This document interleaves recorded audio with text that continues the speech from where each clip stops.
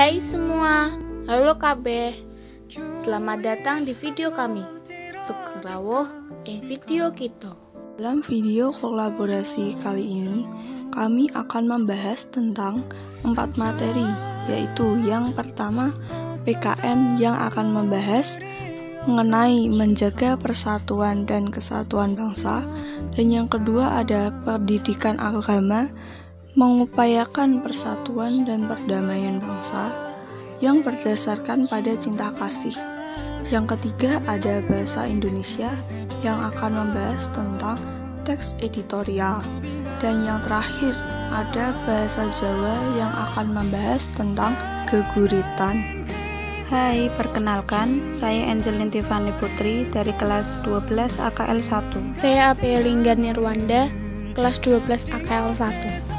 Saya Angelia Salnabella dari kelas 12 AKL 1. Saya Agatha Krisnikita dari kelas 12 AKL 1. Saya Ayur Smiati dari kelas 12 AKL 1. Nah, kali ini kita akan membahas salah satu contoh konflik atau ancaman yang ada di Indonesia, yaitu konflik Ambon.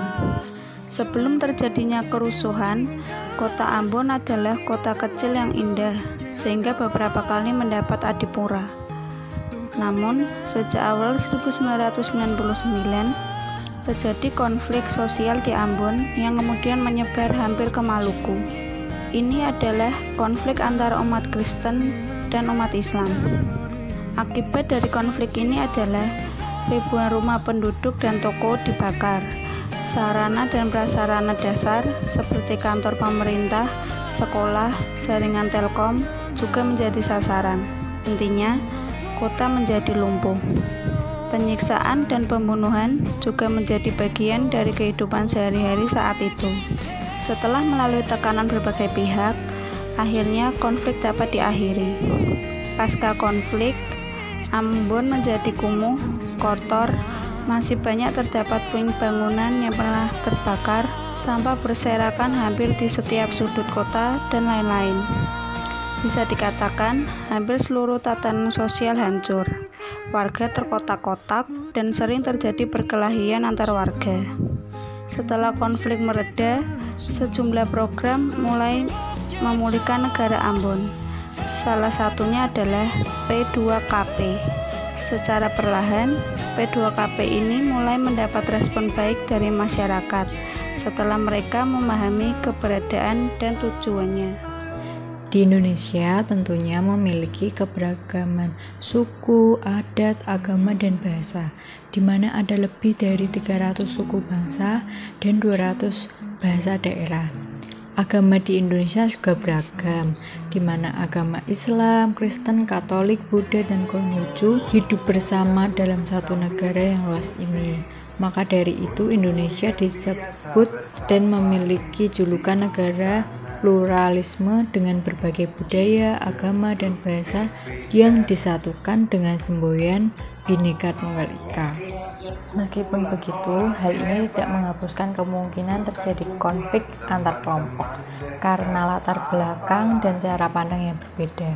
Kesalahpahaman sering muncul dan menjadi akar dari sebuah konflik yang ada. Salah satu konflik yang muncul di Indonesia akibat kesalahpahaman ini adalah konflik Ambon yang terkenal sebagai konflik berdarah dengan menewaskan hampir 5.000 nyawa dan berlangsung dari tahun 1999.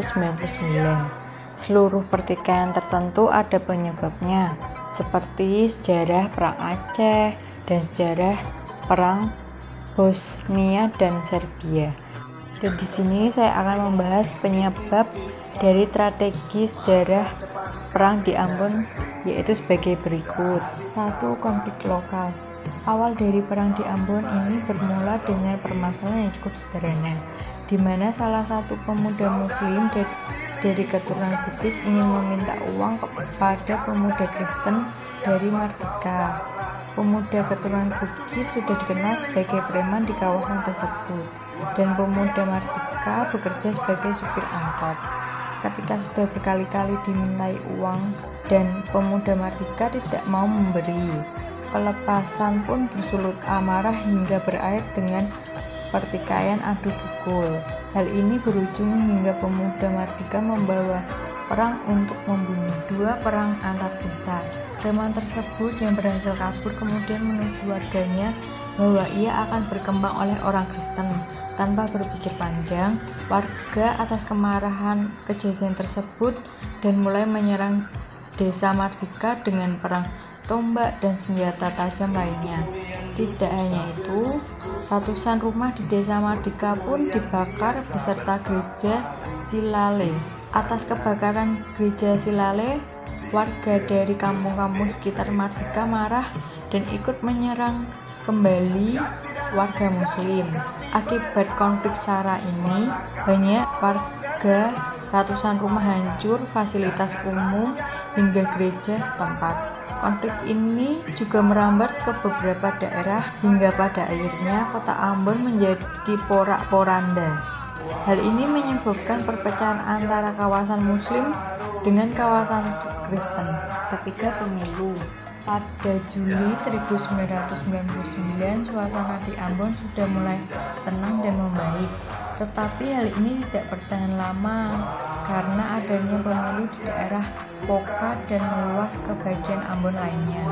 Masyarakat juga waspada akan situasi dan akhirnya menyiapkan senjata untuk melindungi diri seperti parang.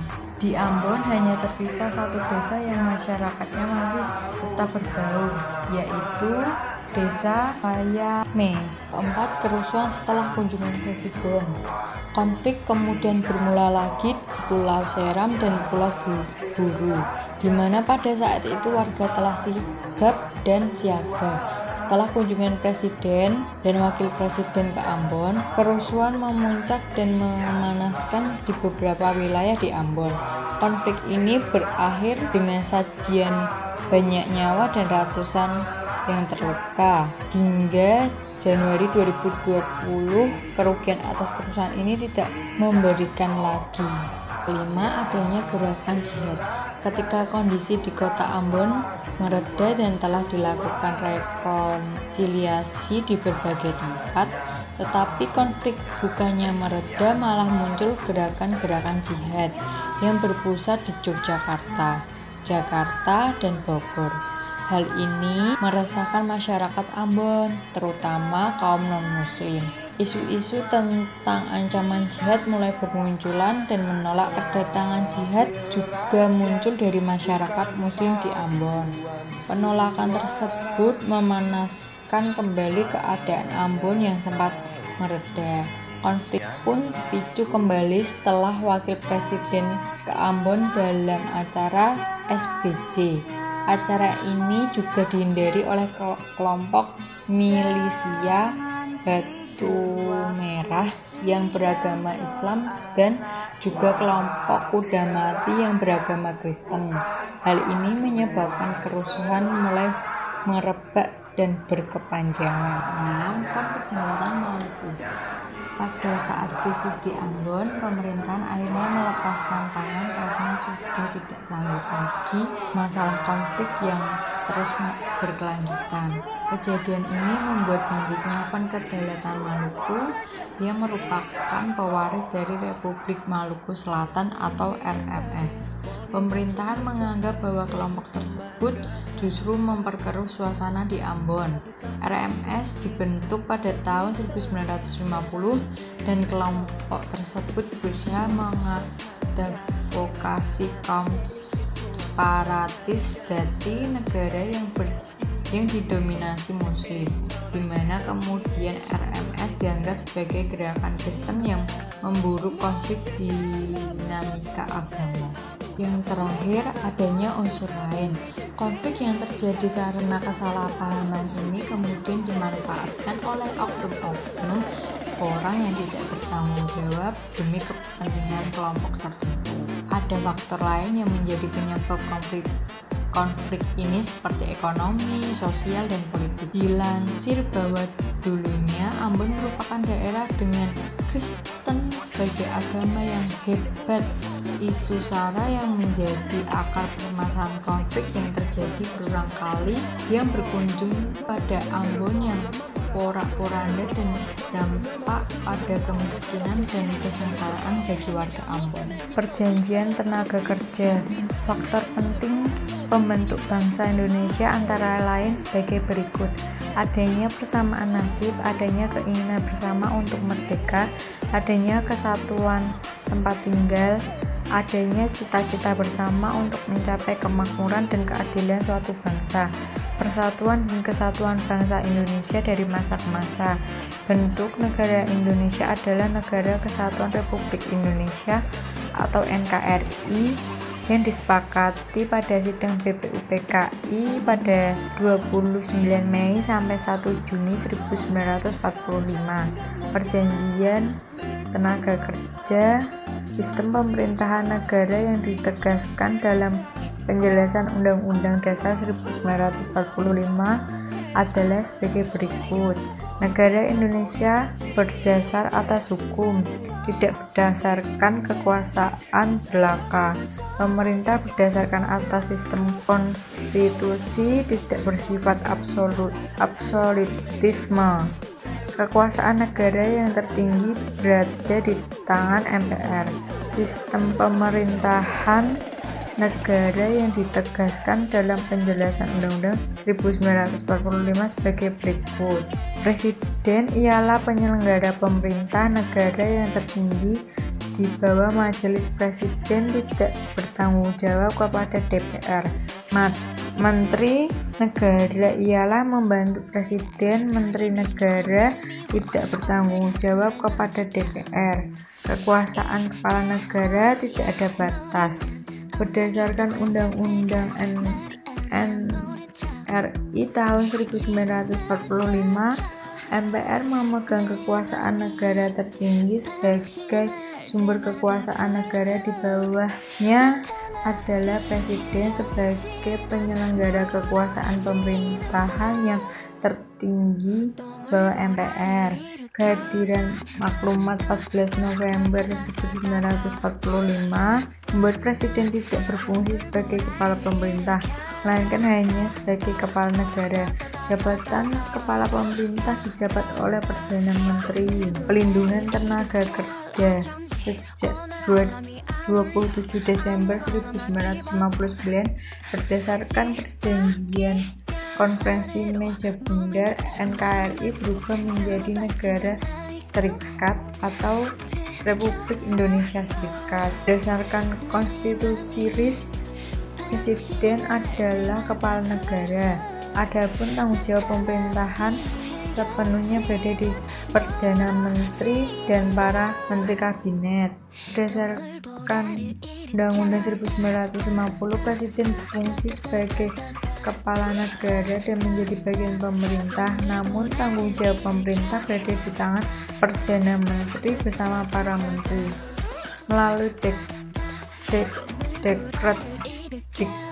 Dekret Presiden 5 Juli 1959, pemerintahan memberlakukan kembali Undang-Undang NRI tahun 1945. Hal ini berarti sejak itu sistem pemerintahan yang dijalankan adalah sistem pemerintahan presidensial berdasarkan Pancasila dan Undang-Undang NRI pada tahun 1945. Presiden menjadi kepala pemerintah dan menyelenggarakan negara. Pada masa reformasi dilakukan amandemen dan perubahan Undang-Undang NRI tahun 1945 termasuk mengenai penyelenggaraan negara. Terjadi sistem check dan balance, yaitu peraturan dan kewenangan dan kekuasaan masing-masing lembaga negara sehingga saling mengimbangi dan membatasi satu sama lain berdasarkan ketentuan UUD. Selanjutnya saya akan menjelaskan hakikat Negara Kesatuan Republik Indonesia. Menurut Miriam Budiarjo, negara merupakan daerah teritorial yang rakyatnya dipimpin oleh sejumlah pejabat dan pihak-pihak yang berhasil menuntut warga negara untuk taat pada peraturan perundang-undangan dengan penguasaan monopoli politis dan kekuasaan yang sah. Miriam Budiarjo juga menjelaskan tujuan berdirinya suatu negara, yaitu menciptakan kebahagiaan bersama bagi seluruh rakyat. Fungsi mutlak suatu negara diantaranya sebagai berikut: melaksanakan penertiban, mengusahakan kesejahteraan dan kemakmuran rakyat, pertahanan, menegakkan keadilan. Lalu, apakah di Perang Ambon tersebut ada salah satu dari fungsi mutlak suatu negara? Oke teman-teman, sebelumnya aku mau tanya nih, kalian udah tahu apa belum sih, atau bahkan pernah dengar gak sih sama salah satu konflik yang pernah terjadi di Indonesia? Kalau belum, aku mau kasih tahu nih, yaitu upaya perjuangan Keuskupan Amboina. 25 tahun mengembala, Monsinyur Mandagi ditunjuk oleh Paus Yohanes Paulus II sebagai Uskup Amboina pada 10 Juni 1994 dan ditahbiskan 3 bulan setelahnya, 18 September 1994. Nama Mandagi dikenal luas semenjak Kepulauan Maluku dilanda konflik sosial bernuansa agama pada tahun 1999 hingga 2003. Ia dikenal sebagai salah satu tokoh yang berdiri paling depan meminta konflik itu dihentikan. Ia dianggap pemberani, sebab pada saat konflik membara, para penyuruh perdamaian seringkali diincar untuk dibunuh. Banyak tokoh pun memilih diam. Demi keselamatan, banyak orang termasuk pejabat pergi dari Maluku. Mandagi lalu menggalang kekuatan, mengajak semua tokoh agama memulai rekonsiliasi. Ia menambah suka-sekat, bahkan mendatangi tokoh yang dianggap ikut memprovokasi keadaan. Tokoh yang terlibat perang kata-kata dengan Mandagi di media massa pun ditemui. Selama 25 tahun ini, Mandagi berjasa besar untuk perdamaian Maluku. Ada ajaran kitab suci tentang perdamaian dan persatuan juga loh. Yang pertama, dari Yesaya 11 ayat 1-9.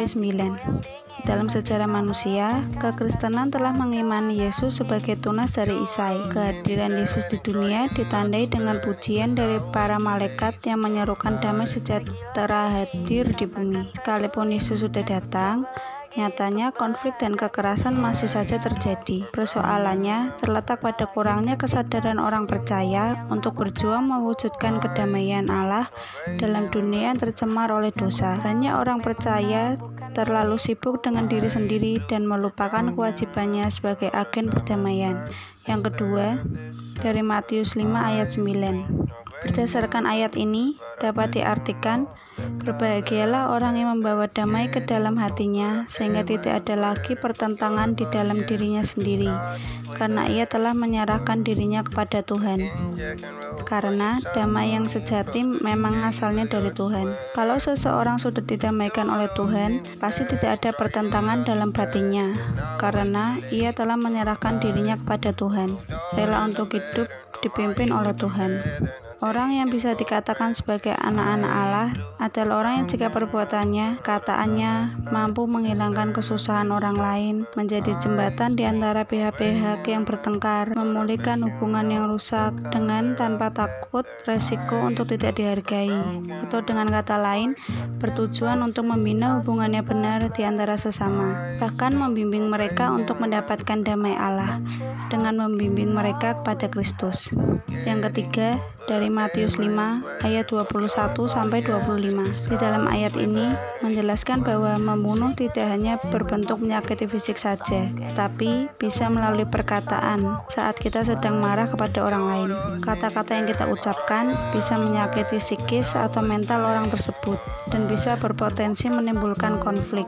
Dan yang terakhir, dari Roma 5 ayat 1-21. Paulus sangat menekankan kasih Allah yang menyelamatkan melalui Yesus Kristus putranya.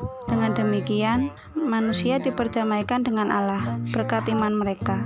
Manusia dibenarkan karena iman. Dengan beriman, manusia memperoleh kasih karunia dan senantiasa berharap akan penerimaan kemuliaan Allah. Hasil dari pembenaran itu adalah cinta kasih Allah yang merupakan jaminan keselamatan yang definitif.